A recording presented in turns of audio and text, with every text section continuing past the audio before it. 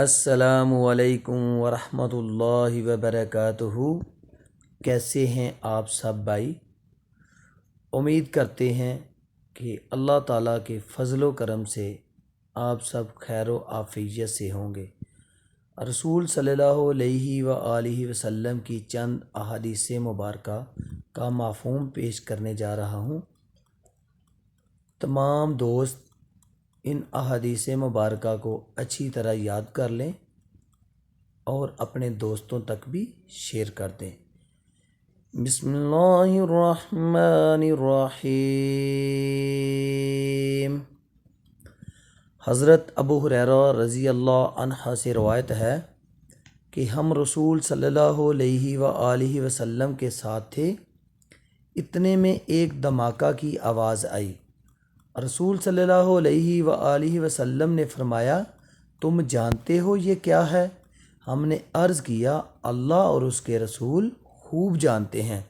رسول صلی اللہ علیہ وآلہ وسلم نے فرمایا، ایک پتھر ہے جو جہنم میں پھینکا گیا تھا 70 برس پہلے، اب اس کی تہہ میں پہنچا۔ صحیح مسلم۔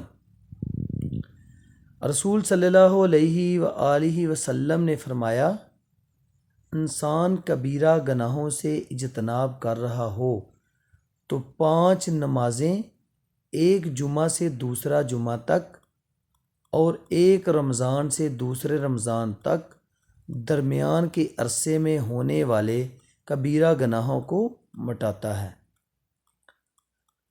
2 شخصوں کو دیکھ کر اللہ تعالیٰ مسکراتا ہے۔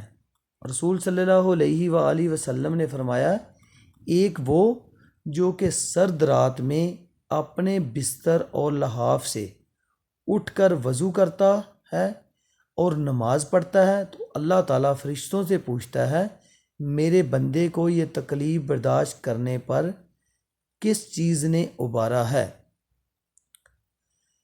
فرشتے جواب دیتے ہیں کہ تیری رحمت کا امیدوار ہے اور تیرے عذاب سے ڈرتا ہے۔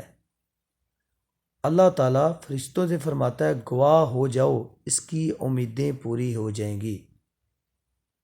میرے بھائیوں، جو میں نے احادیث مبارکہ کا مفہوم بیان کیا ہے، ان میں دنیا اور آخرت دونوں میں بھلائی ہے۔ ان کو اچھی طرح یاد کر لو اور آگے شیئر کر دو۔